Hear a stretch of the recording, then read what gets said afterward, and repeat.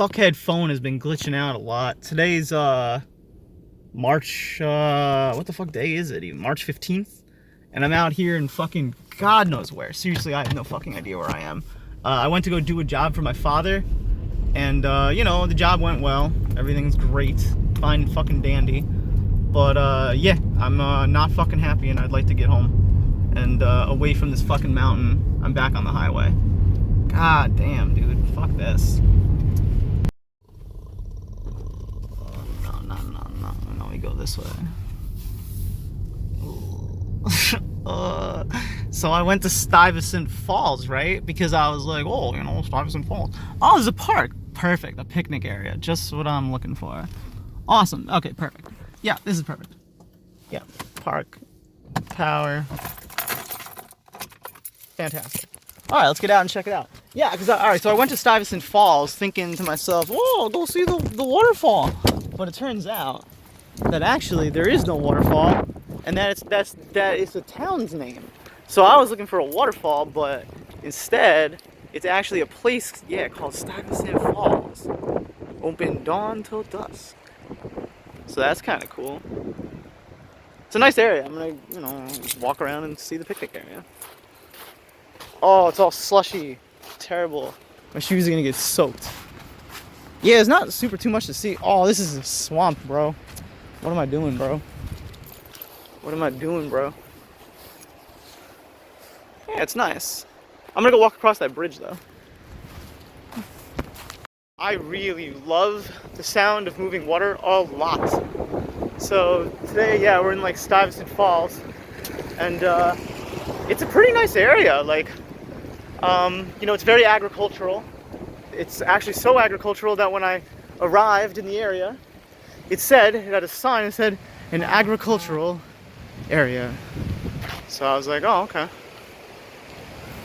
So hopefully I don't get hit by a car filming this, but it says something something nada yada blah blah blah.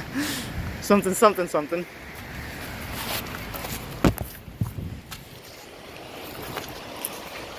There's a footpath. Oh, cool. Wow. Ah, yeah, I'm glad I moved. Fuck you too, lady. Fuck you looking at? Throwing your hands up at me, bitch. People out here are crazy, dude. They're all Trump supporters for sure. Every single thing is like, proud veteran, proud military serviceman, yada yada.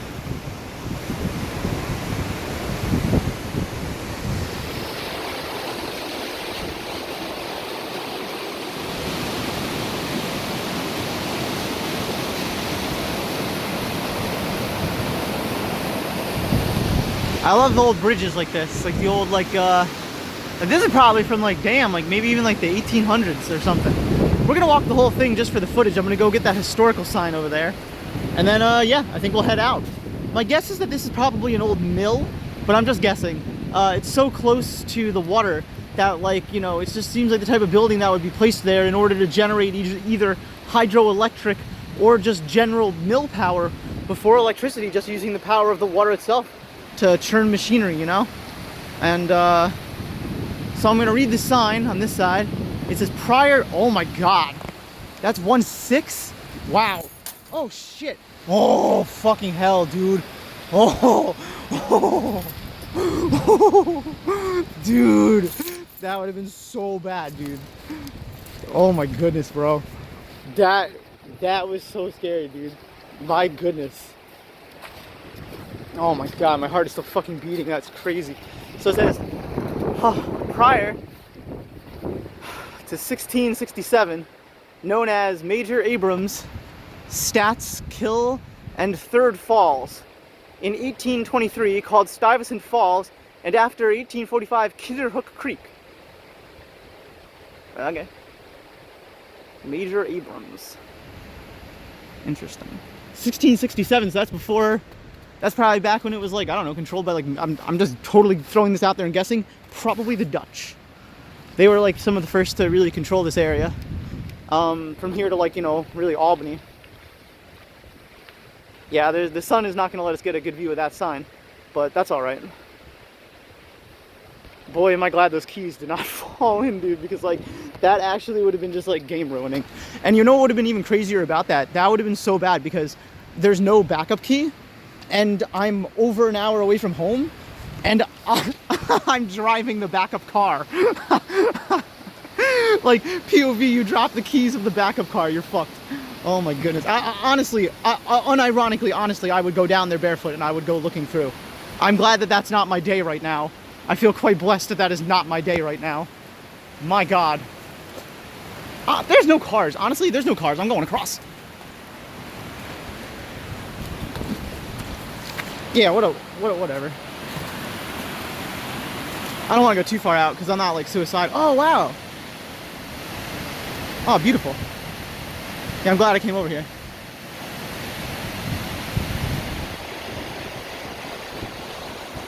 Wow.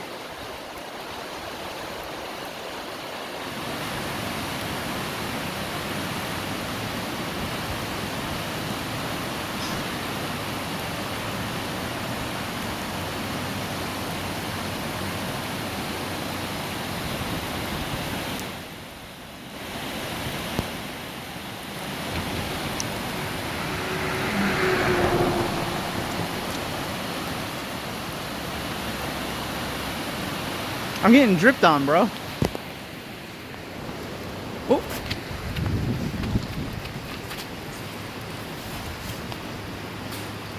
Hope my foot doesn't go through. That'd be bad. My gosh. Yeah, I had the keys secured right here in this pocket, and it really should have been, you know, not secured there, because obviously it was not secure. Wow. Oh my goodness. So yeah. Alright, I'm gonna film this sign one more time and then we'll head out. See if I can actually get a read on it this time. I'm like scared that there's no footing. It says something east something bridge something 1939. So there's the answer, 1939. Interesting. All right, well, let's head out. You know, this was just kind of a pit stop. I didn't come here for this. I'm just kind of driving around doing jobs today. But yeah, today was March 15th, 2023. Thanks for joining. This is Rainbows and Razor Blades, and we'll be back again soon. Bye. Bye.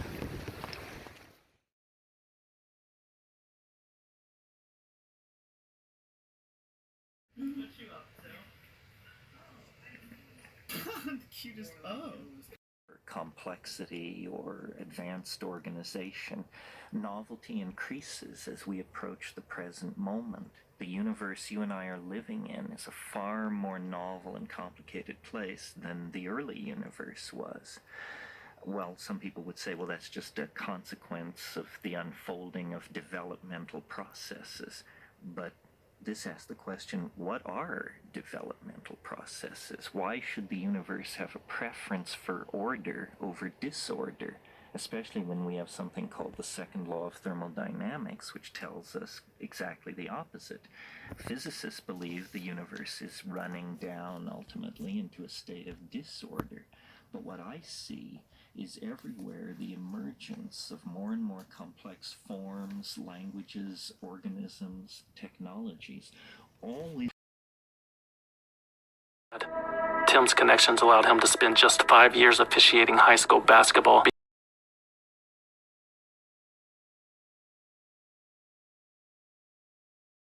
I think I'm going in the right direction, at least, with getting into theater and like really seriously working in the entertainment industry. But it's very strange having not been through, like, I don't know, it feels like I've missed out on like really practice piece socialization that I should have gotten and didn't get. And if I want to get, then maybe I have to like put myself in debt to get.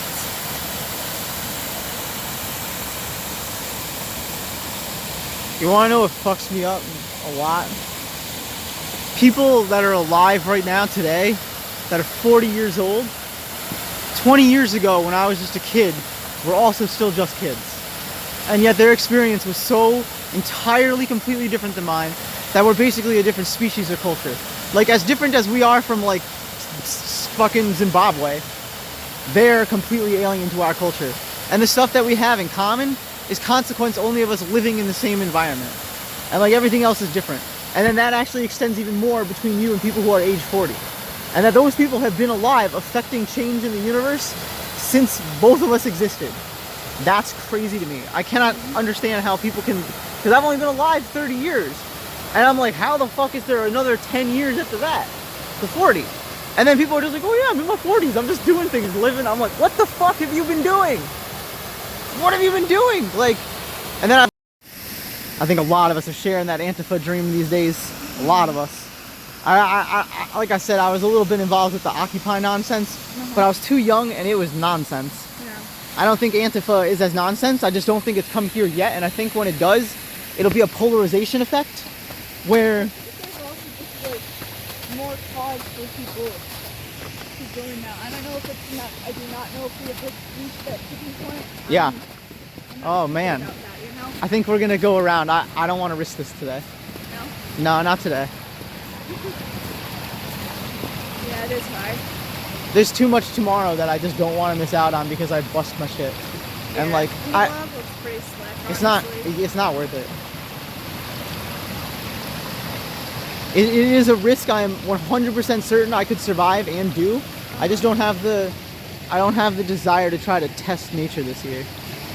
I tested nature 2 years ago, and it was fine. I did a rite of passage, and I filmed it, and I felt great afterwards.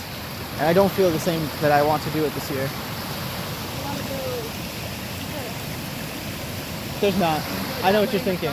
There's not. Yeah, it's not. You can't go across that No. log that's right there? No, not really. So, well, What if so I was thinking like hop from that island, go to that that's tree? the thing. Yeah. You will go first because it may be way more mud than you're thinking.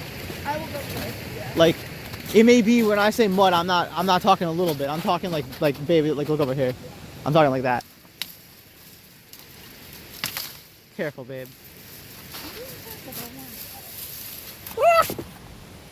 Thank you. Alright. Oh wow. Aren't those cool? Whoa. Those are the turkey tails, I think. Too. Yeah, that was my thought. I was wondering. Tremides versicolor, I think. Yeah, I think it is. But it could be the, I can't really tell just by looking at it, but it's very see-through. But does it have the white spores?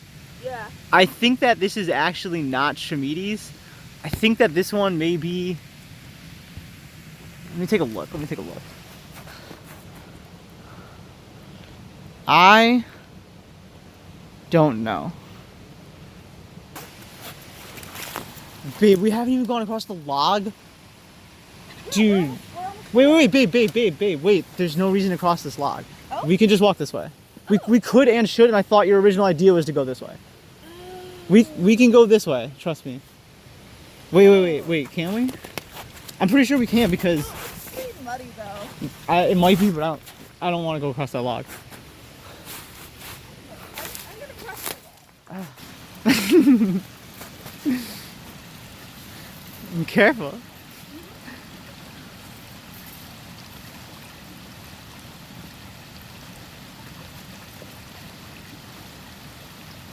Ay.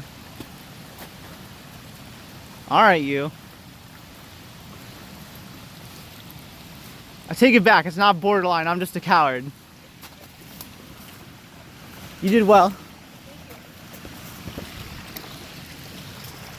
I want to film these before I cross, but not here.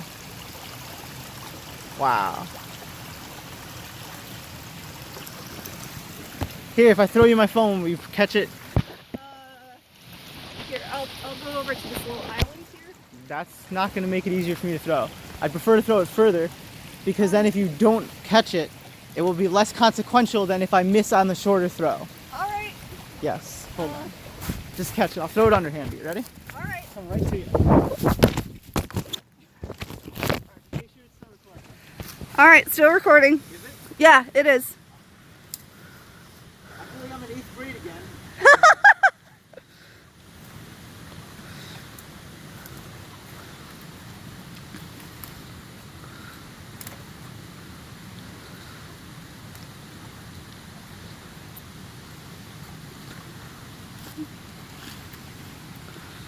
my eyes off it for like one moment. I was like, oh no. Thank you. Told you we could do it.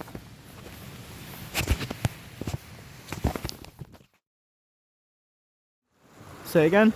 Why? Well, I think I'm just uncomfortable in this territory with you, you know?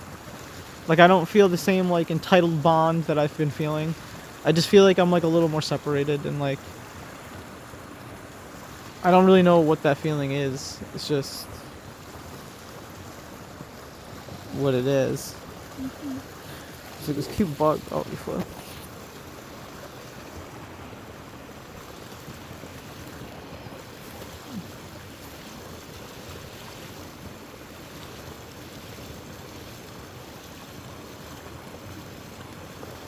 Have you ever seen a lava lamp?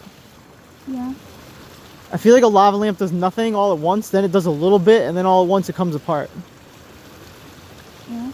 I feel like I'm doing that. I feel like I'm like a lava lamp. Like there's just like a heat source energy that's changing who I am.